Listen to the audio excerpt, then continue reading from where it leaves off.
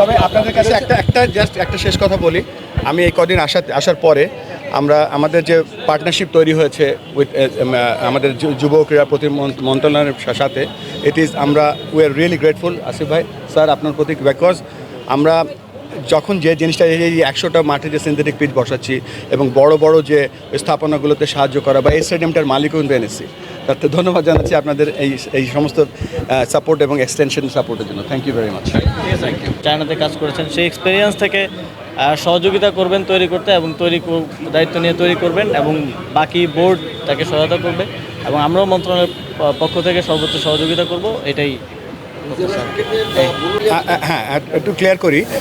জানেন আমরা একটা চার্টার করেছি, চার্টারটার নাম হচ্ছে ট্রিপল সেঞ্চুরি, এবং ট্রিপল সেঞ্চুরির মধ্যে 100% পারফরমেন্স, 100% ট্রাস্ট এবং 100% রিচ, মানে গ্রাসরুট।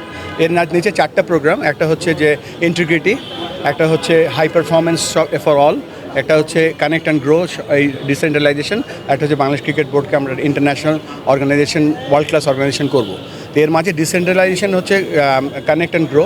এখানে আমরা কানেক্ট করব উপজেলা থেকে জেলা, জেলা থেকে বিভাগ। এই জন্য আমরা 4টা বড় বিভাগ এই মুহূর্তে আমরা সিলেক্ট করেছি। একটা হচ্ছে রাজশাহী জোন, একটা হচ্ছে বরিশাল, একটা হচ্ছে খুলনা, একটা হচ্ছে চিটাগং, আর একটা হচ্ছে গ্রেটার ঢাকা অ্যান্ড সিলেট।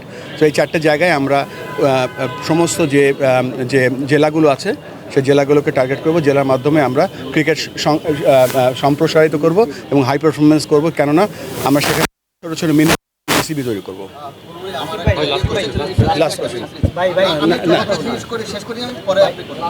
একটা বিষয়, বাংলাদেশের বিভাগ 8টা, বিসিবির যে কার্যক্রম আছে সেই জায়গায় আমরা দেখি 7 বিভাগের কার্যক্রম সব কিছু নিয়ে যে করলাম, সেটাও কিন্তু একেবারে নতুন হয়েছে, 10 বছর হয়ে গেছে ভাই। সেই জায়গায় বিসিবির মানে পরিচালক শুরু করে তারপরে বিসিবির যে আমাদের জাতীয় লিগটা খেলি, জাতীয় লিগ এবং কোনো কিছুতেই নাই, এবং এটা নিয়ে কখনোই না। আমরা যে ডিসেন্ট্রালাইজেশন যেটা বলছি সেটা ময়মনসিংহ গ্রেটার ঢাকার মধ্যে পড়বে। আমরা কোনো স্পেসিফিক বিভাগ নিয়ে কাজ করছি না। এনসিএল যেটা হয় সেইখানেও এটা আমরা পরবর্তী বোর্ড সভায় আমরা আলোচনা করব।